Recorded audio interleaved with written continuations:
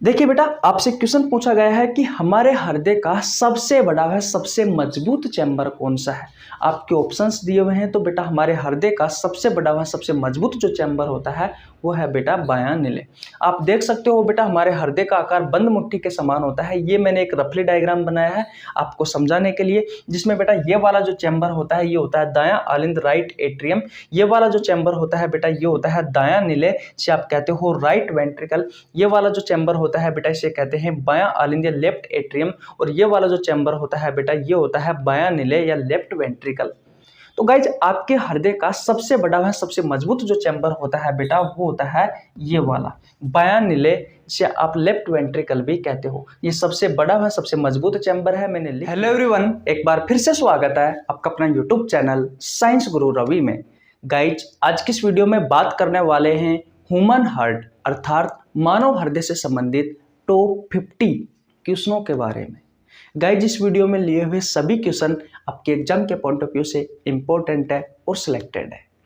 Guys, ये video सभी प्रतियोगी परीक्षा जैसे railway, SSC, NDA, PCS, NEET, पटवार, पुलिस, सभी वनडे कॉम्पिटिटिव एग्जाम के लिए उपयोगी है। गाइज, इस वीडियो में मैं आपको टोटल 6 क्वेश्चन करवाने वाला हूं। प्रत्येक क्वेश्चन में 10 से 12 क्वेश्चन की जानकारी देने वाला हूं, यानी कि 50 प्लस क्वेश्चन आज की इस वीडियो में हम सीखने वाले हैं। गाइज, इस वीडियो में मैंने पूरा चैप्टर सर्कुलेटरी सिस्टम अर्थात रक्त परिसंचरण तंत्र वाला चैप्टर कवर किया है, इसलिए वीडियो को शुरू से लेकर के एंड तक जरूर देखना। तो ये रहा बेटा आपके सामने क्वेश्चन नंबर 1। देखिए भैया, अब बात करते हैं क्वेश्चन नंबर 1 की। बहुत ही अच्छा क्वेश्चन है। जब भी आप किसी क्वेश्चन को करते हो बेटा, तो सबसे पहले उस क्वेश्चन को अच्छे से पढ़ा करो, ताकि वो क्वेश्चन आपका 50% तो क्वेश्चन पढ़ने में ही सोल्व हो जाता है अगर आप में समझ है तो। देखिए, क्वेश्चन नंबर 1 कहता है तिलचट्टा, जिसे आप आम भाषा में कॉकरोच कहते हो, के हृदय में कक्षकों की संख्या होती है। आपसे पूछा है कि जो कॉकरोच होता है उसके हृदय में जो चैम्बर होते हैं, जैसे कि हमारे हृदय में 4 चैम्बर होते हैं, वैसे ही कॉकरोच के हृदय में कक्षकों की संख्या कितनी होती है। गाइज, आपके ऑप्शंस है, option number A 2, option number B है 3, ऑप्शन नंबर सी है बेटा 4, ऑप्शन नंबर डी है 13। तो अगर आपको पता है बेटा तो इस क्वेश्चन का राइट आंसर दे सकते हो। देखिए, इस क्वेश्चन में मैं आपको लगभग 8 से 10 क्वेश्चन कराने वाला हूँ। एक एक चीज, एक एक क्वेश्चन आपके एग्जाम के पॉइंट ऑफ व्यू से इंपॉर्टेंट है और सिलेक्टेड है, इसलिए ध्यान से सुना करो बेटा मेरी बातों को। गाइज, इस क्वेश्चन का जो राइट आंसर होगा वो होगा ऑप्शन नंबर डी, यानी कि 13 बेटा कॉकरोच। जो कॉकरोच होता है उसके हृदय में कक्षकों की संख्या कितनी होती है बेटा? 13 होती है। याद रखना, आपने सुना होगा केंचुआ के बारे में। केंचुआ, जो केंचुआ होता है बेटा, इसे किसान का मित्र भी कहा जाता है। इसे क्या कहा जाता है? इसे किसान का मित्र भी कहा जाता है। किसको बेटा? केंचुआ को। और इसका जो हार्ट होता है, इसके हार्ट में जो चैम्बर होते हैं, उन चैम्बरों की संख्या होती है बेटा 8। उस चैम्बरों की संख्या, उनके कक्षकों की संख्या कितनी होती है बेटा? 8 होती है। तो ये दो इंपॉर्टेंट है, आपसे आपकी प्रतियोगी परीक्षाओं में पूछा गया है। कॉकरोच के बारे में भी पूछा गया है और बेटा केंचुआ के बारे में भी पूछा गया है। आपसे क्वेश्चन पूछा जाता है कि जो कॉकरोच होता है, जो तिलचट्टा होता है, इसके हृदय में कक्षकों की संख्या कितनी होती है? तो 13 होती है। और बेटा जो केंचुआ होता है, उस केंचुआ के हृदय में कक्षकों की संख्या कितनी होती है? तो बेटा 8 होती है। एक क्वेश्चन आपसे पूछा जाता है बेटा कि जो स्तनधारी होते हैं, जो स्तनधारी होते हैं, इन स्तनधारियों के हृदय में कक्षकों की संख्या कितनी होती है? कक्षकों की संख्या कितनी होती है? तो याद रखना बेटा 4 होती है। कितनी होती है बेटा? 4 होती है। लेकिन एग्जाम में क्वेश्चन पूछेगा कहाँ से भैया? बात तो ये है, ये तो हमने देख लिया कि गाय, भैंस, घोड़ा, बकरी, कुत्ता, मानव, इन सभी के हृदय में कक्षकों की संख्या 4 होती है। लेकिन बेटा ये तो नहीं पूछेगा कि गाय के हृदय में कक्षकों की संख्या कितनी होती है, क्योंकि सिंपल आप सभी को पता है कि जो स्तनधारी होते हैं उनके हृदय में कक्षकों की संख्या 4 होती है। तो भैया गाय के हृदय में भी कक्षकों की संख्या 4 होगी। लेकिन बेटा यहाँ से जो क्वेश्चन पूछा जाता है वो ये पूछा जाता है डॉल्फिन, कि भैया डॉल्फिन के हृदय में कक्षकों की संख्या कितनी होती है। तो याद रखना बेटा 4 होती है। अगला क्वेश्चन पूछा जाता है कि जो आपकी व्हेल मछली है, इस व्हेल मछली के हृदय में भी कक्षकों की संख्या 4 होती है। मैं आपको बता दूं गाइज, जो डॉल्फिन और जो व्हेल है ये दोनों के दोनों ही स्तनधारी है, ये दोनों के दोनों ही स्तनधारी है। इसके अलावा बेटा आपसे पूछा जाता है कि जो चमगादड़ होता है, इस चमगादड़ के हृदय में कक्षकों की संख्या कितनी होती है। तो 4 होती है। इस बात का भी आपको ध्यान रखना है। जो मगरमच्छ होता है, इस मगरमच्छ के हृदय में भी कक्षकों की संख्या कितनी होती है बेटा। 4 होती है। मानव के हृदय में कक्षकों की संख्या 4 होती है, आप सभी को पता है। नहीं पता है तो फिर आपको कुछ भी पता नहीं है। इतनी बात क्लियर हुई। ओके, अगर आपसे क्वेश्चन पूछा जाए कि भैया मछली के हृदय में कक्षकों की संख्या कितनी होती है, तो मछली के हृदय में कक्षकों की संख्या होती है बेटा 2। अब आप सोच रहे हो कि भैया व्हेल मछली के हृदय में कक्षकों की संख्या 2 होनी चाहिए। गाइज याद रखना, जो व्हेल मछली है ये एक स्तनधारी है, इसके हृदय में कक्षकों की संख्या होती है 4। कितनी होती है बेटा। 4। इतनी बात क्लियर है। अब बात करते हैं 3। तो याद रखना बेटा, सरीसृप, सरीसृप में ऐसे जीव आते हैं जो बेटा रेंगकर चलते हैं, और उभयचर जो पानी में भी रह सकते हैं और भैया धरती पर भी रह सकते हैं। ऐसे जीव आते हैं बेटा उभयचर में। तो इनके हृदय में कक्षकों की संख्या कितनी होती है। 3 होती है। कितनी होती है बेटा। 3 होती है। सरीसृप में आता है बेटा सांप और छिपकली, और उभयचर का एग्जाम्पल है बेटा मेंढक। तो अगर आपसे क्वेश्चन पूछे कि सांप के हृदय में कक्षकों की संख्या कितनी होती है, तो 3 होती है। छिपकली के हृदय में कक्षकों की संख्या कितनी होती है। 3 होती है। मेंढक के हृदय में कक्षकों की संख्या कितनी होती है। 3 होती है। मछली के हृदय में कक्षकों की संख्या 2 होती है। केंचुए के हृदय में कक्षकों की संख्या 8 होती है। कॉकरोच के हृदय में कक्षकों की संख्या 13 होती है। और भैया डॉल्फिन के हृदय में कक्षकों की संख्या 4 होती है। व्हेल मछली के हृदय में कक्षकों की संख्या 4 होती है। चमगादड़ के हृदय में कक्षकों की संख्या 4 होती है। मगरमच्छ के हृदय में कक्षकों की संख्या 4 होती है। और स्तनधारियों के हृदय में कक्षकों की संख्या 4 होती है, जैसे कि गाय, भैंस, घोड़ा, बकरी, कुत्ता, ये सभी बेटा मानो ये सभी स्तनधारी में आते हैं। ये सभी भी स्तनधारी है। इतनी बात क्लियर है। तो आशा करता हूँ बेटा क्वेश्चन नंबर 1 आपको बहुत अच्छे से समझ में आ गया होगा। गाइज मैं ज़्यादा क्वेश्चन नहीं करवाऊंगा, इसमें 6 क्वेश्चन करवाऊंगा, लेकिन 6 क्वेश्चन में बेटा पूरा सर्कुलेटरी सिस्टम की जानकारी आपको दे दूंगा। वीडियो को शुरू से लेकर के एंड तक देखना। बीच बीच में मैंने ऐसे क्वेश्चन लिए हैं बेटा जो डायरेक्ट आपसे आपके प्रतियोगी परीक्षाओं में पूछे जाते हैं। इस वीडियो में मैंने वो क्वेश्चन भी लिए हैं जो आपसे आपके प्रतियोगी परीक्षाओं में पहले भी पूछे गए हैं, और बेटा आगे पूछे जाने की संभावना है। ऐसे ऐसे इंपॉर्टेंट क्वेश्चन लिए, इसलिए वीडियो को बेटा एंड तक देखना, ठीक है। तो बेटा अगर आपको एक क्वेश्चन समझ में आ गया है तो स्क्रीनशॉट ले लीजिए। ले लिया स्क्रीनशॉट। ओके भैया आगे चलते हैं क्वेश्चन नंबर 2 की ओर। देखिए भैया अब बात करते हैं क्वेश्चन नंबर 2 की। बहुत अच्छा क्वेश्चन है गाइज, और बहुत सारी जानकारी देने वाला हूँ इस क्वेश्चन में भी। क्वेश्चन नंबर 2 कहता है कि हृदय तथा हृदय से संबंधित जो बीमारी है बेटा, उनका अध्ययन विज्ञान की जिस शाखा में किया जाता है उस शाखा का आपको नाम बताना है। आपके ऑप्शंस है बेटा कुछ इस प्रकार। ऑप्शन नंबर ए है कार्डियोलॉजी, ऑप्शन नंबर बी है कार्डियोलॉजिस्ट, ऑप्शन नंबर सी है हीमेटोलॉजी, और ऑप्शन नंबर डी है बेटा हिपेटोलॉजी। गाइज अगर इस क्वेश्चन का आंसर आपको पता है तो कमेंट बॉक्स में बता सकते हो। गाइज इस क्वेश्चन का राइट आंसर होगा ऑप्शन नंबर ए कार्डियोलॉजी। देखिए बेटा कार्डियोलॉजी विज्ञान की वह शाखा है जिसमें आप हृदय के बारे में डिटेल में अध्ययन करते हो। हृदय से संबंधित जो बीमारियां हैं बेटा, उन बीमारियों के बारे में आप डिटेल में अध्ययन करते हो।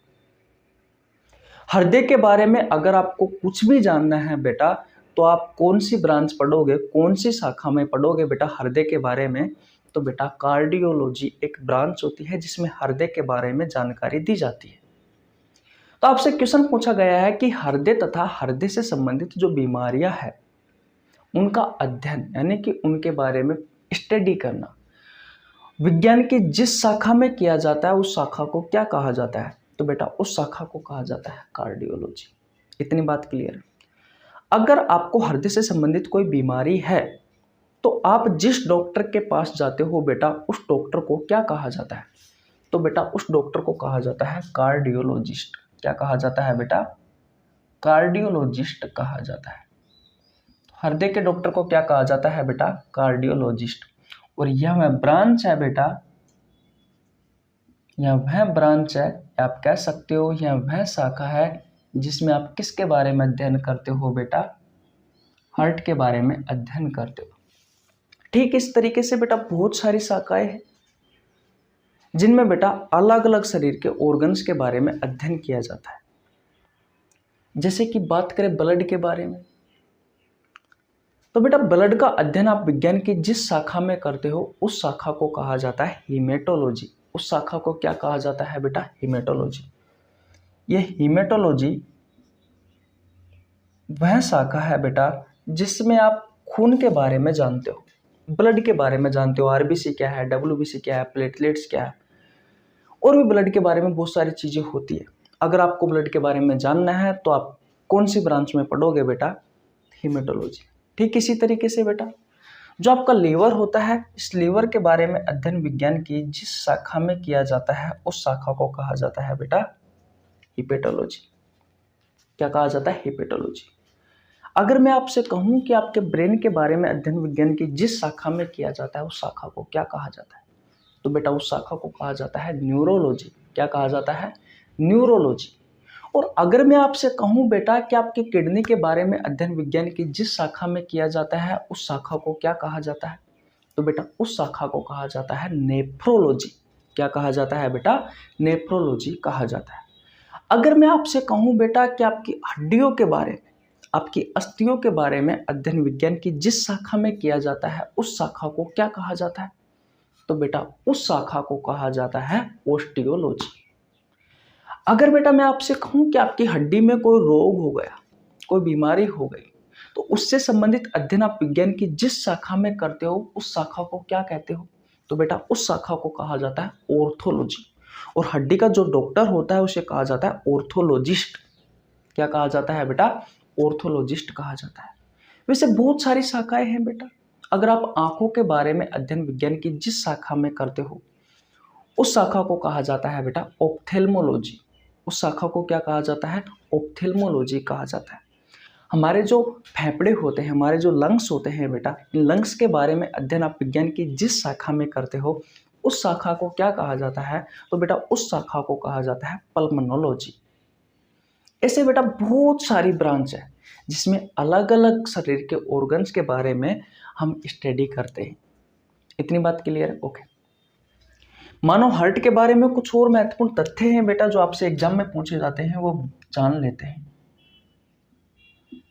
ह्यूमन हार्ट, देखिए बेटा मानव हृदय, याद रखना मानव जो हृदय होता है ये एक मस्कुलर ऑर्गन है। ये एक बेटा मस्कुलर ऑर्गन है। मस्कुलर ऑर्गन का मतलब क्या है? एक मांसपेशीय अंग है। एक मांसपेशीय अंग, मांस का बना हुआ होता है बेटा। आपकी जो जीभ होती है टंग,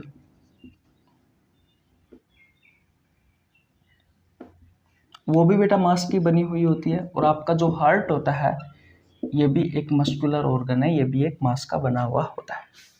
इतनी बात क्लियर? जिस तरीके से हमारी जीभ मांस की बनी हुई होती है, हमारी जीभ मस्कुलर ऑर्गन है, ठीक उसी तरीके से हमारा जो हृदय होता है ये भी बेटा एक मस्कुलर ऑर्गन होता है। इतनी बात क्लियर? गाइस आपसे क्वेश्चन पूछा जा सकता है कि भैया हमारे हृदय का भार कितना है, हमारे हार्ट का भार कितना है, वजन कितना है, वेट कितना है बेटा? तो अलग अलग है बेटा। जो पुरुष होता है उसमें अलग होता है, जो महिला होती है उसमें अलग होता है, और जो बच्चे होते हैं उसमें अलग होता है। देखिए बेटा, नॉर्मली बात की जाए कि एक जो अडल्ट मेल होता है या वयस्क पुरुष होता है, उसमें हृदय का भार कितना होता है? तो 270 से कह सकते हो या आप कह सकते हो 280 से 300 ग्राम होता है। लेकिन बात की जाए फीमेल की, अडल्ट फीमेल की, यानी कि वयस्क महिला की बात की जाए, तो बेटा पुरुष की तुलना में थोड़ा कम भार होता है।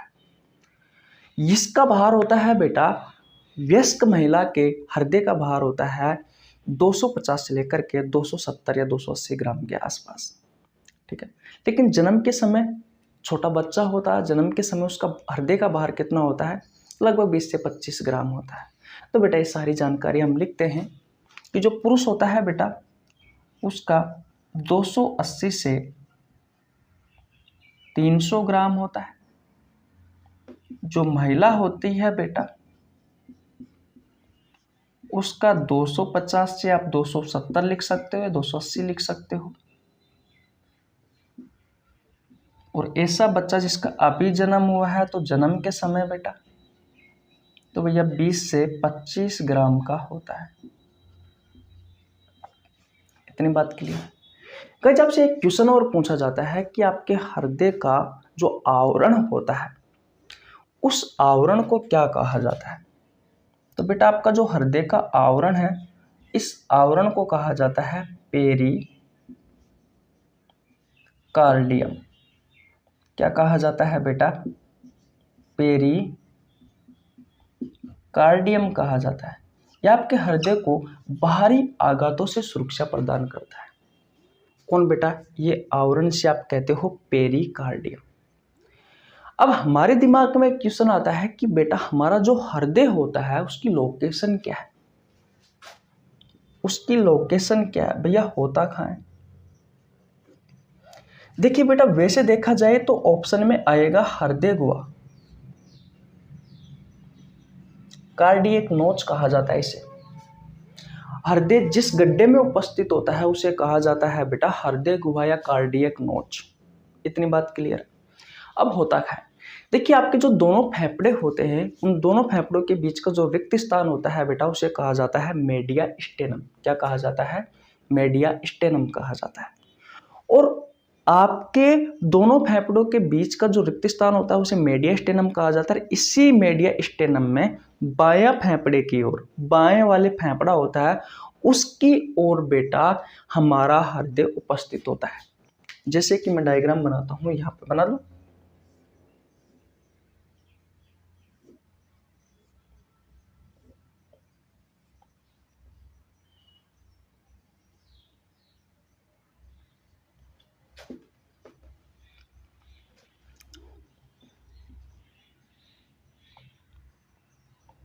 यहाँ पर बेटा आपका देखो, ये बायां वाला हार्ट हो, ये लंग्स हो गया आपका। बायां नहीं, ये तो दायां वाला है।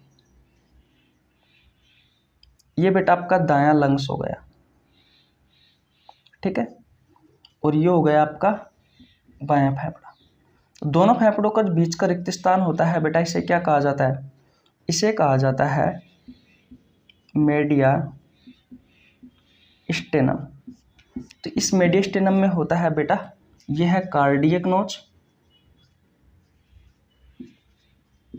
हृदय गुहा। इस हृदय गुहा में उपस्थित होता है। 2 नंबर से लेकर के 6 नंबर की हमारी जो पसली है बेटा, उसके नीचे उपस्थित होता है। बाएं फेफड़े की ओर लगभग 60 से 80% होता है, या आप कह सकते हो 70 से 80% होता है।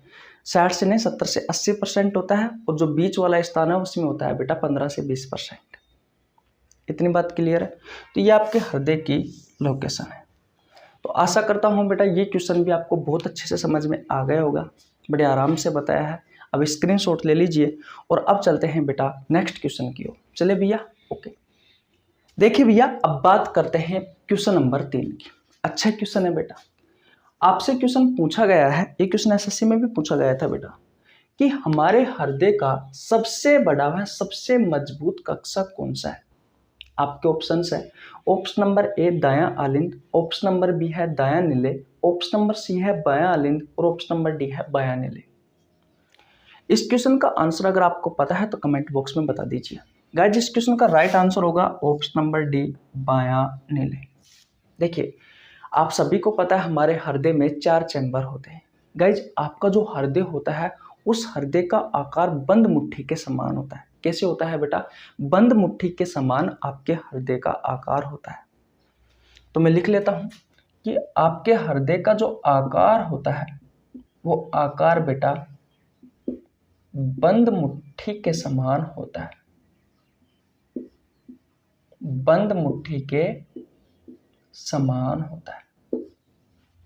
एक रफली डायग्राम की सहायता से मैं आपको बता देता हूं बेटा कि आपके हृदय में कौन कौन से चैम्बर होते हैं।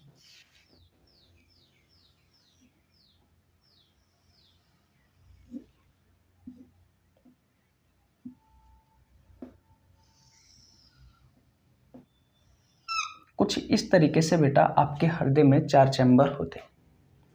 ऊपर वाले थोड़े हल्के होते हैं, नीचे वाले थोड़े बड़े होते हैं।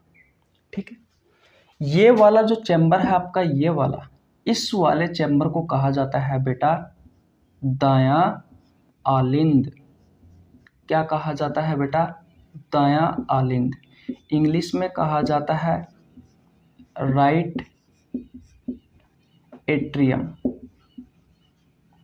और इस वाले चैम्बर को कहा जाता है बेटा बायां आलिंद, लेफ्ट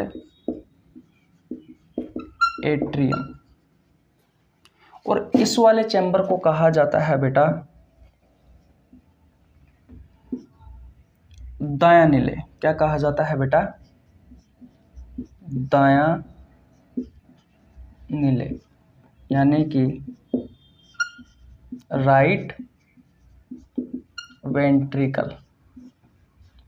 और इस वाले चैम्बर को कहा जाता है बेटा बायां नीले, यानी कि लेफ्ट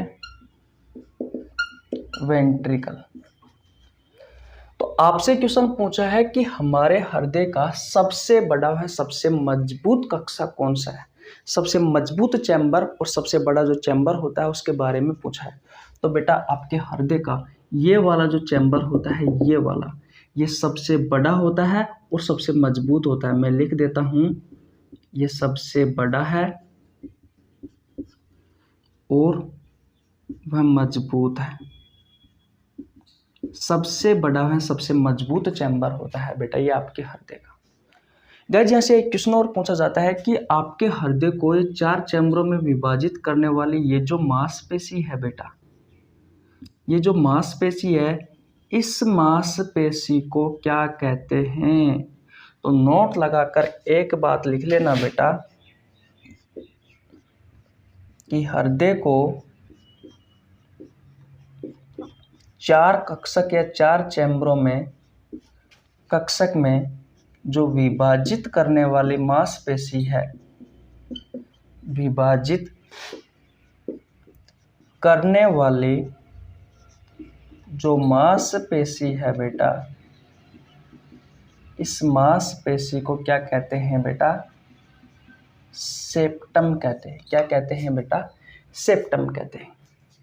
तो आशा करता हूं बेटा आपके दिमाग में एक क्वेश्चन बैठ गया होगा। एक बार और रिवीजन करवा देता हूं, स्क्रीनशॉट ले लीजिए। देखिए बेटा आपसे क्वेश्चन पूछा गया है कि हमारे हृदय का सबसे बड़ा व सबसे मजबूत चैम्बर कौन सा है। आपके ऑप्शंस दिए हुए हैं। तो बेटा हमारे हृदय का सबसे बड़ा व सबसे मजबूत जो चैम्बर होता है वो है बेटा बायां नीले।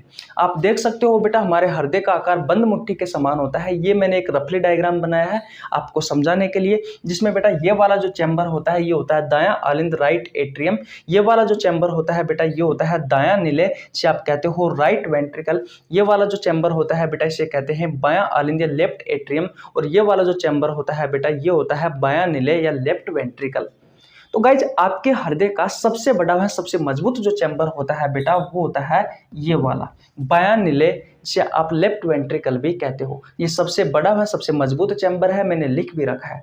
गाइज आपसे एक क्वेश्चन और पूछा जाता है कि आपके हृदय को 4 चैम्बरों में विभाजित करने वाली जो मांसपेशी है बेटा, इस मांसपेशी को क्या कहते हैं? तो बेटा इस मांसपेशी को कहा जाता है सेप्टम। मैंने लिख रखा है कि आपके हृदय को 4 चैम्बरों में या 4 कक्षकों में विभाजित करने वाली जो मांसपेशी है इसे सेप्टम कहा जाता है।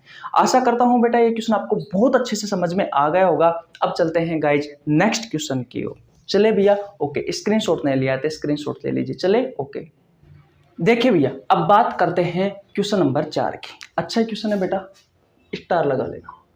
क्वेश्चन नंबर 4 कहता है कि दायां आलिंद में दायां नीले के बीच कौन सा कपाट होता है, कौन सा दरवाजा होता है।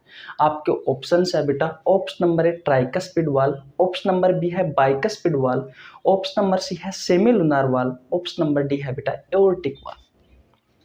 गाइज, अगर आपको इस क्वेश्चन का आंसर पता है तो कमेंट बॉक्स में बता दीजिए। तब तक मैं आपको कपाट के बारे में बता देता हूं कि कपाट क्या है।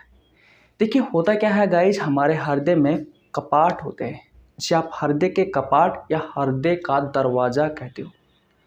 अब बात आती है कि ये कपाट करते क्या है।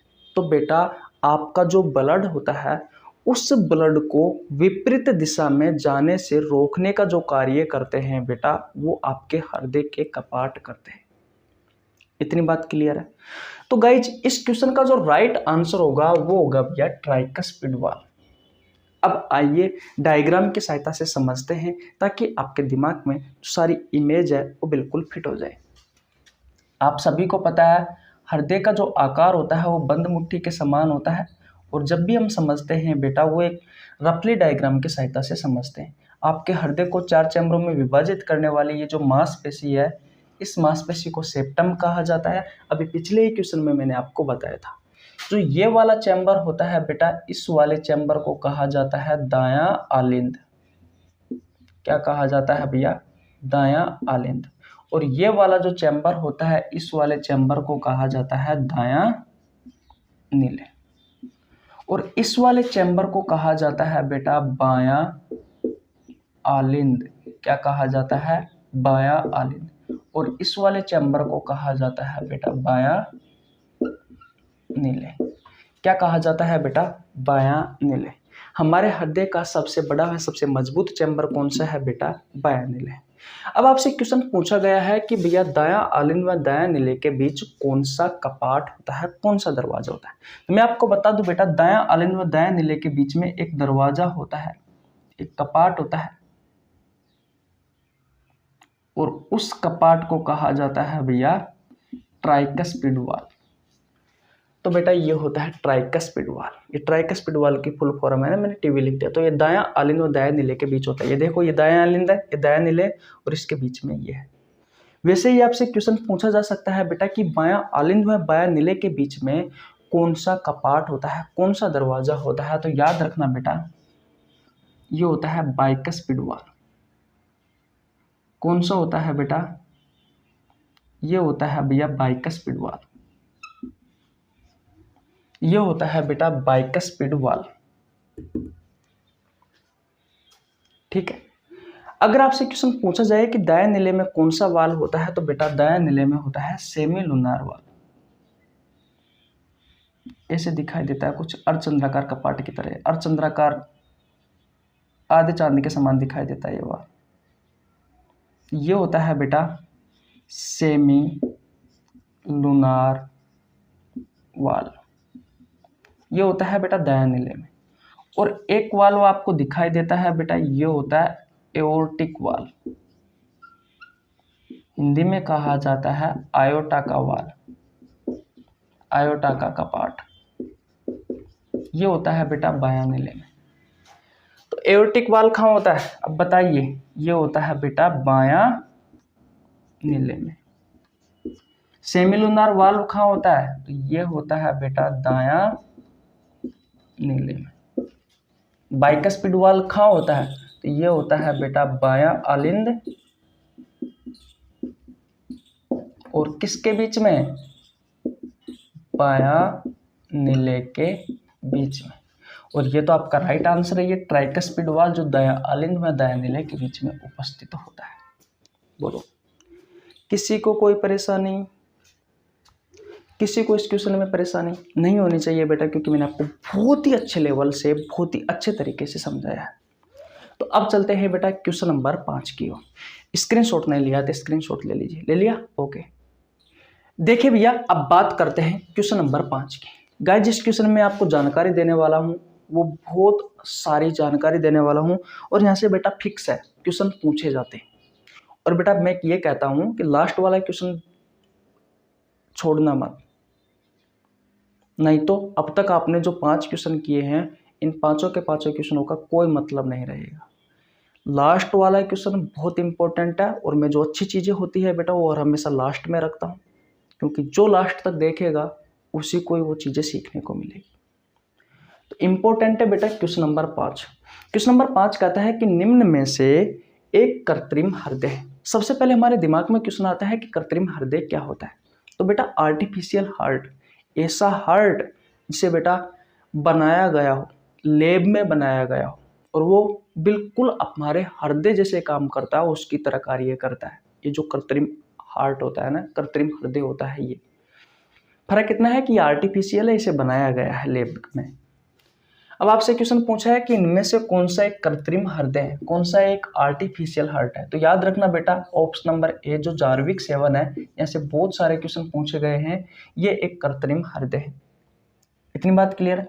ऑप्शन नंबर बी के बारे में और ऑप्शन नंबर सी के बारे में मैं बात करूं गाइज, तो जब हमारे हृदय की धड़कन तेज हो जाती है तो हृदय की धड़कन का तेज होना बेटा क्या कहलाता है। तो हृदय की धड़कन का तेज होना ट्रेकिकार्डिया कहलाता है। और बेटा आपके हृदय की जो धड़कन है, इस हृदय की धड़कन का धीमा होना, हृदय की धड़कन का धीमा होना बेटा क्या कहलाता है, ब्रेडिकार्डिया कहलाता है। क्या कहलाता है बेटा, ब्रेडिकार्डिया कहलाता है। इतनी बात क्लियर है। सबसे पहले मुझे ये बताओ, अब गाइज हम बात करेंगे हृदय प्रत्यारोपण के बारे में। अब बात आती है कि भैया हृदय प्रत्यारोपण होता क्या है।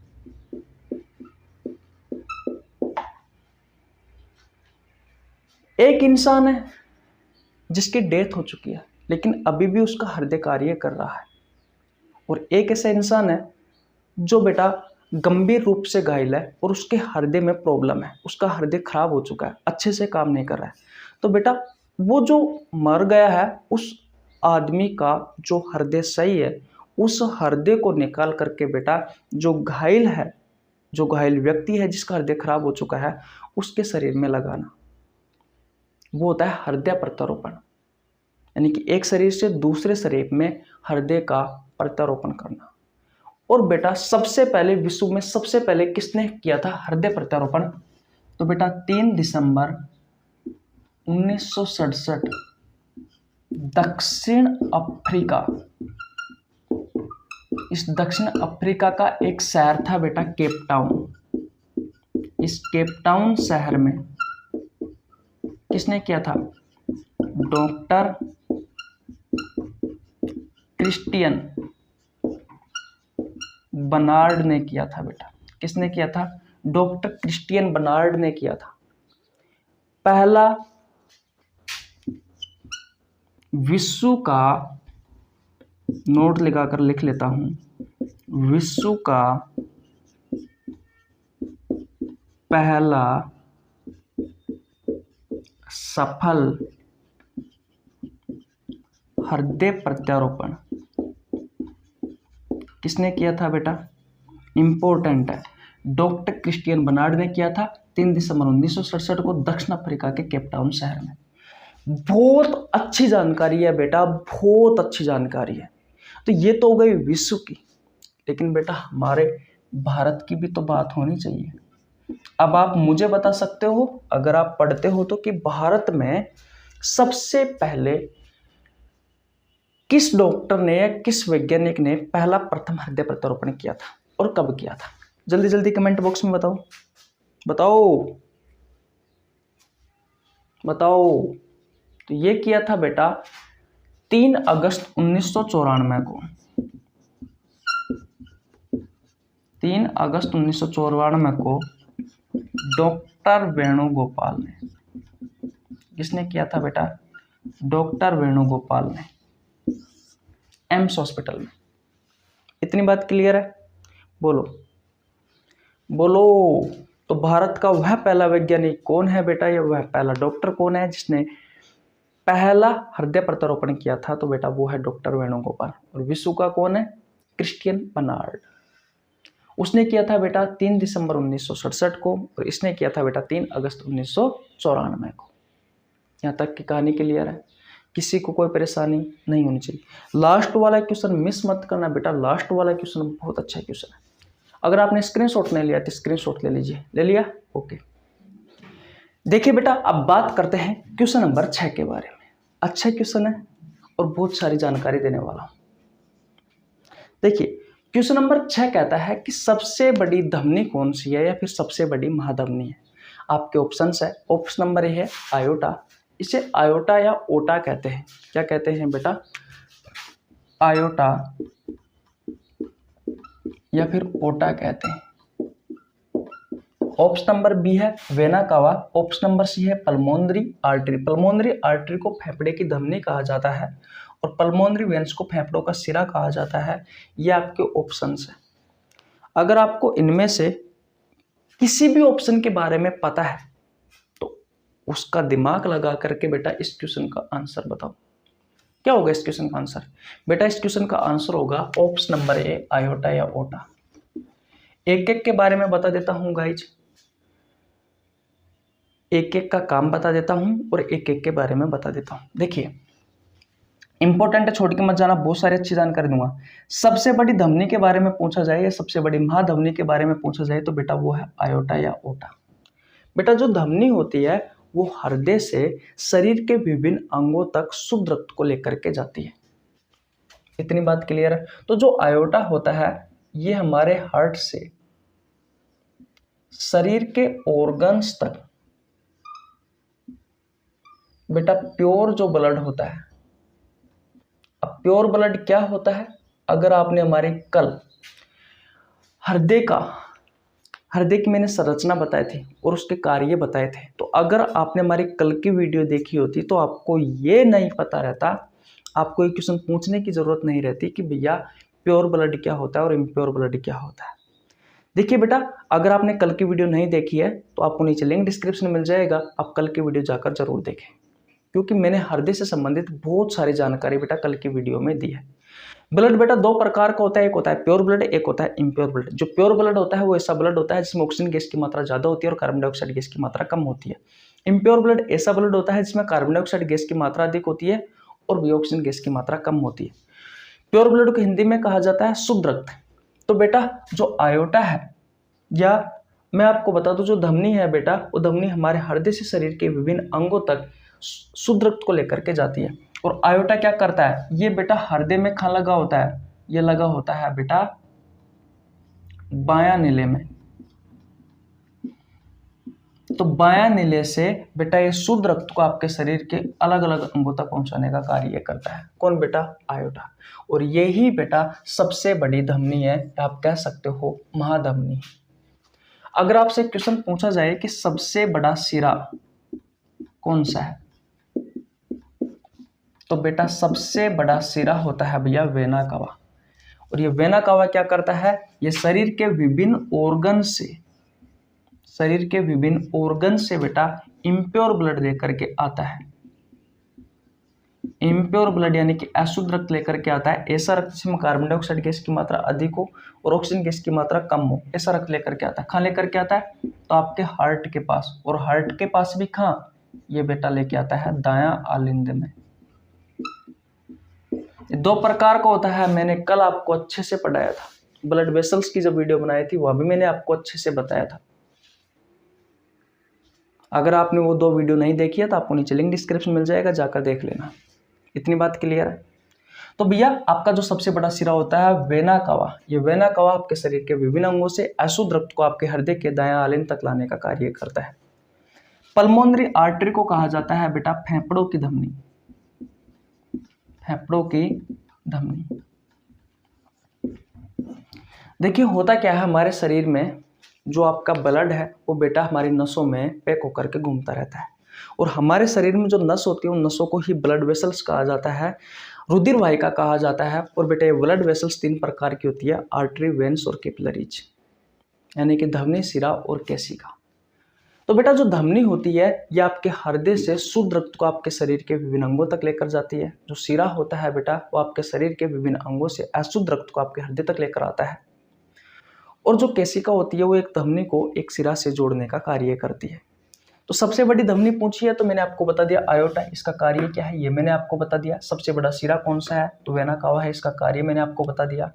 तो बेटा धमनी में और सिरा में एक एक अपवाद है। वो अपवाद क्या है बेटा, एक तो ये है भैया पल्मोनरी आर्टरी, फेफड़ों की धमनी। ये क्या करती है बेटा, ये आपके हार्ट का जो दायां नीले वाला भाग होता है, इस दायां नीले वाले भाग से आपके लंग्स तक बेटा इम्प्योर ब्लड का परिवहन करती है। और अभी अभी मैंने आपको बताया था कि जो सिरा होता है बेटा वो करता है इम्प्योर ब्लड का परिवहन, तो यानी कि सिराओं में अशुद्ध रक्त बहता है। लेकिन यहाँ पर अपवाद है फेफड़ों की धमनी, जो बेटा आपके हृदय के दायां नीले से इम्प्योर ब्लड को यानी कि अशुद्ध रक्त को आपके फेफड़ों तक लेके जा रही है। वैसे ही बेटा अपवाद होता है सिराओं में पल्मोनरी वेन्स यानी कि फेफड़ों का सिरा, यानी कि फेफड़ों का सिरा, यानी कि फेफड़ों का सिरा। अब बेटा ये जो फेफड़ों का सिरा होता है, ये जो फेफड़ों का सिरा होता है, ये फेफड़ों का सिरा होता है, ये क्या करता है, ये आपके लंग्स से प्योर ब्लड को कहाँ पहुंचाता है, हार्ट के बायां आलिंद वाले भाग तक पहुंचाता है। कल मैंने डायग्राम की सहायता से अच्छे से समझाया था भैया, पूरे 1 घंटे की क्लास थी जिसमें मैंने हृदय की संरचना और हृदय के कार्य पढ़ाए थे। मैं आपको नीचे लिंक डिस्क्रिप्शन में दे दूंगा, बार बार कह रहा हूं जाके पढ़ लेना क्योंकि बहुत अच्छी चीजें बताई थी। तो बेटा पल्मोनरी वेन्स फेफड़ों का सिरा अपवाद है बेटा सिराओं का, क्योंकि सिराएं क्या करते हैं बेटा, ये अशुद्ध रक्त का परिवहन करते हैं और आपके शरीर के विभिन्न अंगों से आपके हृदय तक। तो इस चीज का तो पालन कर रहा है कि शरीर के विभिन्न अंगों से हृदय तक लेके जा रहा है बेटा, लेकिन अशुद्ध रक्त को नहीं, ये शुद्ध रक्त को लेकर के जा रहा है, इसलिए भैया ये अपवाद है। तो आशा करता हूं 4-5 क्वेश्चन नहीं बेटा 10-12 क्वेश्चन यहाँ से बनते हैं। एग्जामिनर का माइंड इस तरीके से सेट होता है कि आपको हवा तक नहीं लगने देता। जब तक आपके कॉन्सेप्ट क्लियर नहीं होंगे तब तक बेटा आप यहाँ से क्वेश्चन के आंसर नहीं दे सकते। मैंने तो बता दिया क्योंकि मुझे आता है, मेरे कॉन्सेप्ट क्लियर है। और अगर आपको भी कॉन्सेप्ट क्लियर करना है तो बेटा आपको नीचे लिंक डिस्क्रिप्शन में दे दूंगा चैप्टर की, जहाँ पर मैंने फुल चैप्टर पढ़ा रखा है सर्कुलेटरी सिस्टम, उस वाले चैप्टर का भी। और बेटा मैंने आपको हृदय की पर्सनल संरचना और बेटा उसके कार्य भी बता रखे हैं, तो बेटा उसका भी आपको नीचे लिंक डिस्क्रिप्शन में दे दूंगा। और बेटा धमनी का यानी कि ब्लड वेसल जिसमें हम धमनी सिरा और केशिकाओं के बारे में पढ़ते हैं, उसका भी बेटा मैं आपको नीचे लिंक डिस्क्रिप्शन में दे दूंगा। तो सारी चीज़ें आप देख सकते हो, अपने कॉन्सेप्ट क्लियर कर सकते हो, ताकि आपके सामने कोई सा भी क्वेश्चन आ जाए उस क्वेश्चन का आप फटाक से आंसर दे सकते हो। तो ये रहे बेटा आपके ह्यूमन हार्ट के जो इम्पोर्टेंट क्वेश्चन है, महत्वपूर्ण क्वेश्चन है वो। तो आज यहीं तक रखते हैं। अगर आपके एग्जाम में क्वेश्चन आएंगे तो 100 में से 90% संभावना है कि बेटा हमारी इसी क्लास में से आएंगे। 10% है बेटा वो बाहर भी निकल सकते हैं। तो अगर आपने स्क्रीनशॉट नहीं लिया तो स्क्रीनशॉट ले लीजिए। मिलते हैं बेटा नेक्स्ट वीडियो में, लेकिन उससे पहले मैं मेरे बारे में बता देता हूँ। मेरा नाम रवि है, मैं सभी प्रतियोगी परीक्षाओं के लिए बायोलॉजी पढ़ाता हूँ। जो कंटेंट आपको पेड कोर्स में उपलब्ध नहीं होता उससे अच्छा कंटेंट देने की कोशिश करता हूँ। आपको हमारे साथ जुड़ने के लिए ₹1 देने की आवश्यकता नहीं है। आपको हमारे साथ जुड़ने के लिए ₹1 देने की आवश्यकता नहीं है। सिर्फ चैनल को सब्सक्राइब करना है, बेल आइकन को प्रेस करना है, ताकि आपके पास हमारे वीडियो का नोटिफिकेशन टाइम टू टाइम पहुंच सके। इसका मतलब समझे, आपको हमारे चैनल को सब्सक्राइब करना है, जो लाल रंग का बटन है उसको दबाना है, उसके सामने एक घंटी सी होगी बगल में, तो उस घंटी को भी दबानी है। जैसे ही मैं वीडियो अपलोड करूँ तुरंत आपके पास पहुंच जाए, उसका ये फायदा है। हम आपसे ₹1 भी नहीं लेते, तो बेटा इतना तो कर ही सकते हो, हम इतनी मेहनत कर रहे हैं तो इतना तो दे ही सकते हो आप। वीडियो को लाइक कर दो, छोटे भाई के लिए प्यारा सा कमेंट कर दो और हमारे चैनल को सब्सक्राइब कर लो। मिलते हैं बेटा नेक्स्ट वीडियो में, तब तक के लिए जय हिंद, जय भारत, राम राम।